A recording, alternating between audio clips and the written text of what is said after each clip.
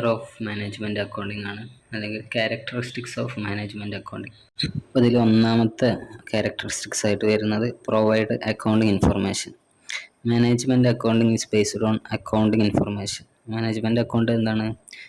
Accounting information base ചെയ്തിട്ടാണ് management account ചെയ്യുന്നത്.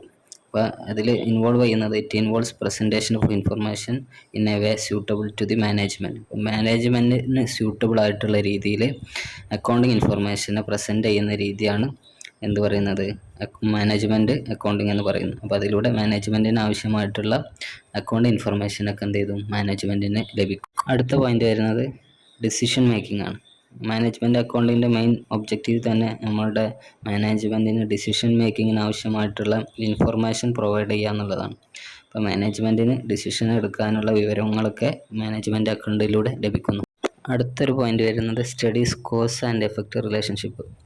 Management account എന്താ ചെയ്യുന്നതെന്ന് വെച്ചാൽ അവിടെ നമുക്ക് സംഭവിച്ചിട്ടുള്ള നമ്മളുടെ സ്ഥാപനത്തിൽ വന്നിട്ടുള്ള ഫിനാൻഷ്യൽ സ്റ്റേറ്റ്മെൻറ്റിൽ വന്നിട്ടുള്ള ഓരോ സംഖ്യകളും അല്ലെങ്കിൽ ഓരോ ഫാക്റ്റും അതിന് കാരണം എന്താണ്, അതിൻ്റെ ഫലം എന്താണെന്നുള്ളത് അനലൈസ് ചെയ്യുകയാണ് അവിടെ ചെയ്യുന്നത്.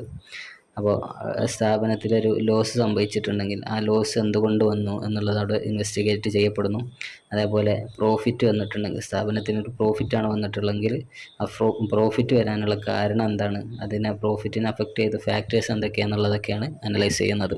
അടുത്ത പോയിൻ്റാണ് uses special techniques and concept. Management account മാനേജ്മെൻറ്റിന് യൂസ്ഫുൾ ആവുന്ന രീതിയിൽ മാറ്റാൻ അല്ലെങ്കിൽ കൂടുതൽ നന്നായിട്ട് പ്രസൻറ്റ് ചെയ്യാൻ വേണ്ടിയിട്ട് പല രീതിയിലുള്ള ടെക്നിക്സൊക്കെ ഇതിൽ യൂസ് ചെയ്യുന്നുണ്ട്.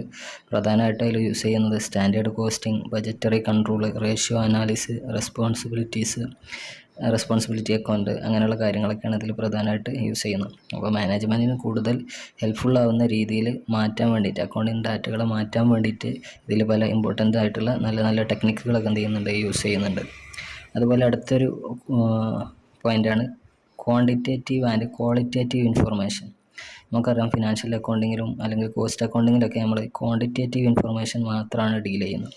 എന്നാൽ മാനേജ്മെൻറ്റ് അക്കൗണ്ടിങ്ങിൽ ഇതിൽ നമ്മൾ എന്ത് ചെയ്യുന്നുണ്ട്, ക്വാളിറ്റേറ്റീവ് ആയിട്ടുള്ള ഇൻഫർമേഷൻസും കൂടെ യൂസ് ചെയ്യുന്നുണ്ട്. അപ്പോൾ അങ്ങനെ ആകുമ്പോൾ മാത്രമേ നമുക്ക് എന്ത് ചെയ്യാൻ പറ്റുള്ളൂ, ബെറ്റർ ആയിട്ടുള്ളൊരു ഡിസിഷൻസ് എടുക്കാൻ വേണ്ടിയിട്ട് സാധിക്കുകയുള്ളൂ. പിന്നെ അടുത്ത പോയിൻ്റാണ് മൾട്ടി ഡിസിപ്ലിനറി.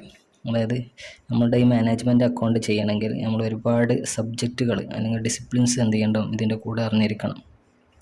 ഉദാഹരണത്തിന് financial accounting, cost accounting, statistics, operation research, economics, അങ്ങനെ പല രീതിയിൽ നമ്മൾ ഈ ഡാറ്റാസിനെ പ്രസൻറ്റ് ചെയ്യുമ്പോൾ അല്ലെങ്കിൽ മാനേജ്മെൻറ്റിന് പറ്റുന്ന രീതിയിൽ വേണ്ട രീതിയിൽ ഇതിനെ നമ്മൾ പ്രസൻറ്റ് ചെയ്യണമെങ്കിൽ ഇത്തരത്തിലുള്ള പല വിഷയങ്ങളിലും നമുക്ക്